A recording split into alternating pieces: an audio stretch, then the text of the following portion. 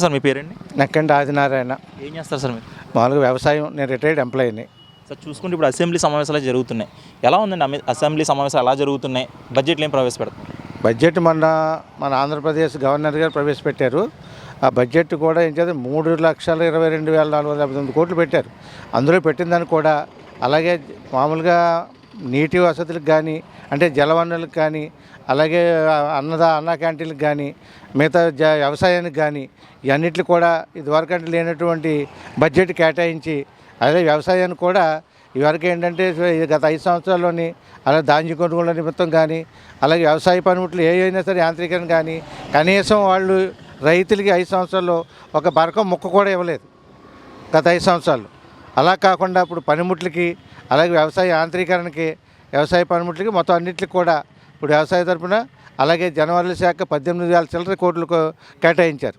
అలాగే మొత్తం అన్ని కోట్లు కూడా కేటాయింపులు చాలా బాగున్నాయి. అలాగే ఇప్పుడు ప్రభుత్వం, కూటమి ప్రభుత్వం జనం అందరికీ కూడా ఇప్పుడు ప్రజాసేవ చేయటంలో వాళ్ళు మించిన వాళ్ళు ఉండరు. అది కూడా కాకుండా లోగడ చేసినటువంటి అరాచకాలు ఎన్నో దాన్ని కూడా అసెంబ్లీలో ఎండగట్టి దాన్ని విడదీసి మొత్తం ఎవరైతే లోగడ ఇబ్బంది పడ్డారో వాళ్ళందరి మీద కూడా చర్యలు తీసుకోవాల్సిందిగా కోరుతున్నాం. సార్ జగన్ సీఎంగా ఉన్నప్పుడు అసెంబ్లీ ఎలా నడిచేది, ఇప్పుడు అసెంబ్లీ ఎలా నడుస్తుంది? జగన్ అసెంబ్లీ ఉన్నది ఎవరన్నా కనుక అప్పుడు ఆ రోజుల్లో ప్రతిపక్షాలు తెలుగుదేశం వాళ్ళు ఎవరైనా వెళ్ళారనుకోండి, వాళ్ళన్నా టార్గెట్ చేసి ఇంకా వాళ్ళు ఇష్టం వచ్చినట్టు బూతులు తిట్టడమే తప్ప అసలు అసెంబ్లీ జరిగిందే లేదు ఆ రోజుల్లో. చూసుకుంటే చంద్రబాబు నాయుడు గారి అధ్యక్షతన మంత్రులు కానీ ఎమ్మెల్యేలు కానీ ఎలా పనిచేస్తున్నారు, అసెంబ్లీ ఎలా నడిపిస్తున్నారు? ఇప్పుడు ఈవేళ అసెంబ్లీ అంటే ఆ వేళ ఏం చెప్పాడు, ఆ వేళ వాళ్ళు సరిగ్గా చేస్తే ఇవన్నీ పార్టీలు లేవు కదా. ఇప్పుడు ఆ వేళ ఏం చేశాడు, అసెంబ్లీలో కూడా చంద్రబాబు నాయుడు గారు వాళ్ళ మీద దాడి చేస్తే ఇది కౌరవ సభ, ఇది గౌరవ సభ కాదని చెప్పి ఇప్పుడు అలాగే కూటమితో సహా గౌరవ సభ కింద ఏర్పాటు చేసి, అలాగే పవన్ కళ్యాణ్ గారు కానీ, పురంధేశ్వర్ గారు కానీ, అలాగే నారా చంద్రబాబు నాయుడు గారి అధ్యక్షతల ఈ అసెంబ్లీ సమావేశాలు జరుగుతున్నాయి. చాలా చూడంబచ్చటిగా జనం కూడా ఏదైతే మనకి అనుకుంటున్నామో దానికి అనుగుణంగా అవన్నీ కూడా చేసి అసెంబ్లీలో విశదీకరణగా అన్నీ కూడా చెబుతున్నారు.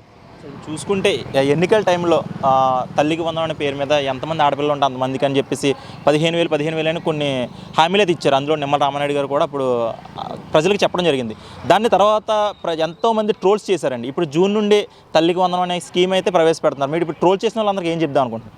ఇప్పుడు మామూలుగా అయితే అంటే స్కీములు తల్లికి వందనం అనేది వాళ్ళకి ఇదివరకు ఏంటంటే చదువుకునే పిల్లలు ఒక్కళ్ళకే వేసేవారు వాళ్ళు.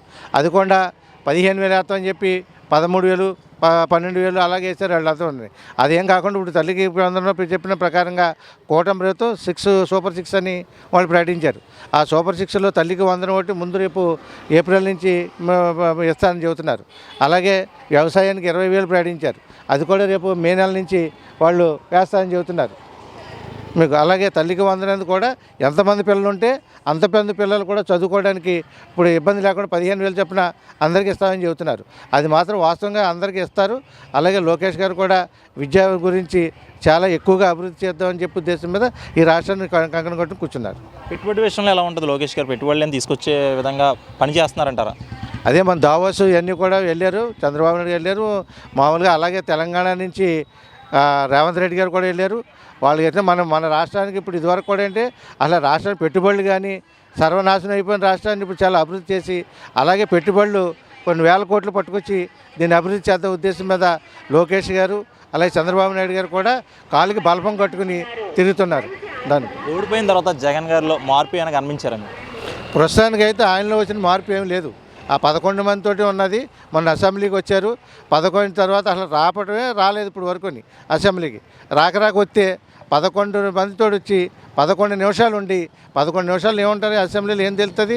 11 నిమిషాలు ఉండి అసెంబ్లీని అగౌరవపరిచి ఆయన లేచి వెళ్ళిపోయాడు. ఇప్పుడు చూసుకుంటే పోసాని కృష్ణమూర్తిని అరెస్ట్ చేశారు. ఇవన్నీ కూడా అక్రమ అరెస్టులు దిశగానే రెడ్ బుక్ రాజ్యాంగం నడుస్తుంది ఆంధ్రప్రదేశ్లో అని చెప్పి వైసీపీ వాళ్ళు ఆరోపణలు అయితే చేస్తున్నారు. మరి అక్రమ అరెస్టులు అంటారా లేకపోతే ఏంటి? లోకేష్ గారు మామూలుగా రాష్ట్రం నడక మామూలుగా చేసినప్పుడు రాష్ట్రాన్ని చుట్టినప్పుడు తిరిగినప్పుడు రెడ్ బుక్ అనేది దాన్ని పెట్టారు. ఏం చేత ఇలా అరాచకాలన్నీ కూడా అందులో నోట్ చేయించి తర్వాత ఏం చేస్తారు అనేది. ఆ రెడ్ బుక్ ఇంకా పరిపాలన జరగట్లేదు. రెడ్ బుక్ పరిపాలన జరిగితే వీళ్ళంతా బయట ఎందుకుంటారు, ఇప్పటికి లోపల ఎక్కడ ఉందరు. అలాగే జగన్నాథ్ గారు కూడా ఏమనండి పోసాని కృష్ణమూర్తి వీళ్ళంతా లోగడ తిట్టిన వాళ్ళందరినీ ఏంటి ఉచ్చనీసాలు లేకుండా ఆడవాళ్ళందరినీ కూడా అసెంబ్లీ వేదిక పెట్టి తిట్టారు. వీళ్ళందరూ కొడాలి నాని అవ్వండి, పేరు నాని అవనివ్వండి, తర్వాత ఈ జగన్ అవనండి, అందరినీ కూడా వాళ్ళందరినీ కూడా ఇవాళ పోసాని ముసుగులు ఏమన్నాడు, మమ్మల్ని ప్రత్యేకంగా ఆయన తిట్టమన్నాడు కనుక మేము తిట్టామని చెప్పి సజ్జల తిట్టమన్నాడని మేము తిట్టామని చెబుతున్నాడు ఆయన. ఇంకంతకన్నా దారుణం ఏముంటుంది? వాళ్ళు ప్రత్యేకంగా జనాన్ని ఎన్నుకొని ఎవరు తిట్టాలి, ఎవరిని ఏ కులం తిట్టాలి అలాగన్నీ కూడా రెడీ చేసి పెట్టుకుని ఆ ప్రకారంగా తిట్టించేవారు వాళ్ళు. మరి ఇప్పుడు ఇవన్నీ బయటకు వస్తున్నాయి కదా, మరి ప్రజలు ఎలా ఉంటుంది అంటారా? వైసీపీ గురించి ప్రజలు ఏమనుకుంటారండి? ఇంకా ప్రజలు వైసీపీ గురించి ఏముండదు, ఇంకా అది ఆఖరికి అంటే ఇంక ఎండైన పంట ఆఖరి అంచులో ఉంది అది. ఇంక ఇది దెబ్బతోటి ఇంకా ఆఖరికి మళ్ళీ కనుక వచ్చిందనుకో ఈ రాష్ట్రం మొత్తం సర్వనాశనం అయిపోతుంది. అందుకని ఇంకా ప్రజలు కూడా మళ్ళీ సారి ఇచ్చేంత తప్పు ఇంక చేయరు. జగన్ గారి అవకాశం అనేది ఇంక రాదు.